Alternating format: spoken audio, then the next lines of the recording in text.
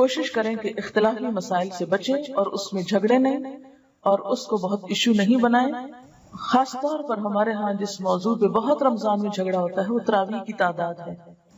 اس میں آپ لوگوں کو ان کی سہولت پہ چھوڑ دیں, ان کا پیچھا نہ کریں کہ وہ اتنی پڑھیں یا اتنی پڑھیں.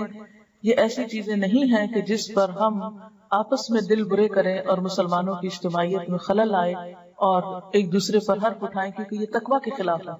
کیوں کہا گیا کہ جو کوئی روزے میں ہو تو اسے کیا کرنا چاہیے, اسے شور شرابے اور لڑائی جھگڑے سے پرہیز کرنا چاہیے, اور اگر کوئی اس سے لڑنے جھگڑنے کو آئے تو فَلْيَقُلْ إِنِّ امْرُؤٌ صَائِمٌ, کہ میں تو روزے سے ہوں, میں تو اس پہ بحث نہیں کر سکتا, میں جھگڑا نہیں کر سکتا, جو تمہارا دل چاہتا ہے وہ تم کر سکتے.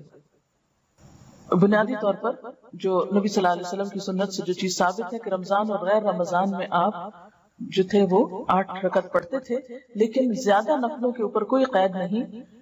اگر کوئی 20 پڑھتا ہے یا آپ کسی مسجد میں پڑھتے ہیں اور وہاں 20 میں قرآن پاک کا سپارہ پورا ہو تو سپارے کو پورا کیجیے, اور اس میں 20 پڑھنے میں حرج نہیں ہے, اس کو 20 تک پڑھ جائیے.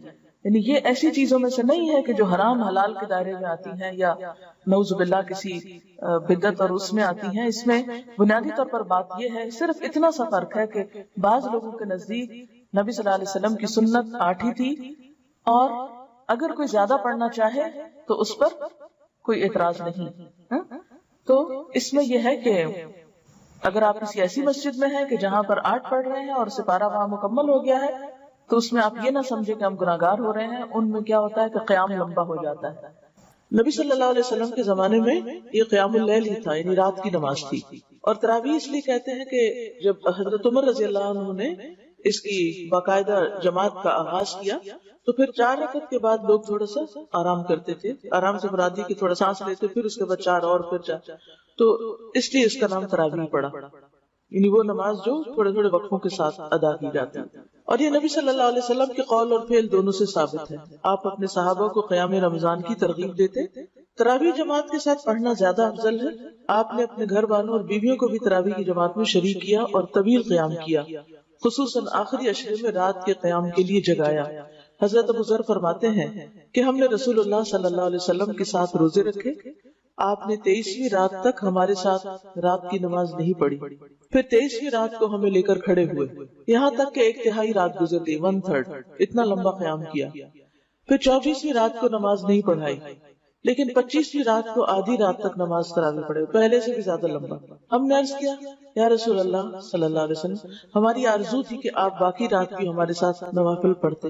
آپ صلی اللہ علیہ وسلم نے فرمایا, جو شخص امام کے ساتھ اس کے فارغ ہونے تک نماز میں شریک رہا اس کے لیے پوری رات کا قیام لکھ دیا گیا.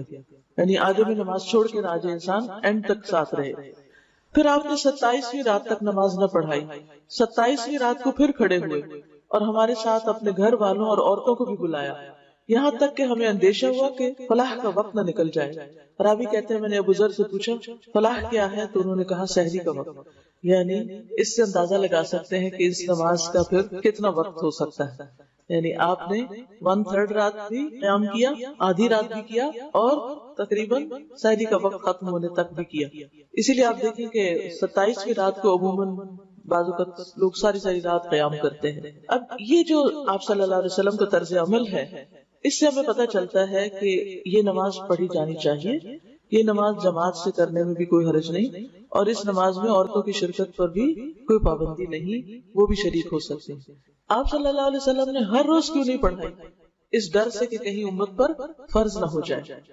تراویح سے پہلے ان آیات کا ترجمہ پڑھ کر جائیں جو امام پڑھنے جا رہا ہے, یعنی جو سپارہ ہو اگلے دن کا اس کو ذرا ایک دفعہ دیکھ لے کہ کیا آج پڑھا جائے گا, تاکہ خشوع و خضوع قائم رہے.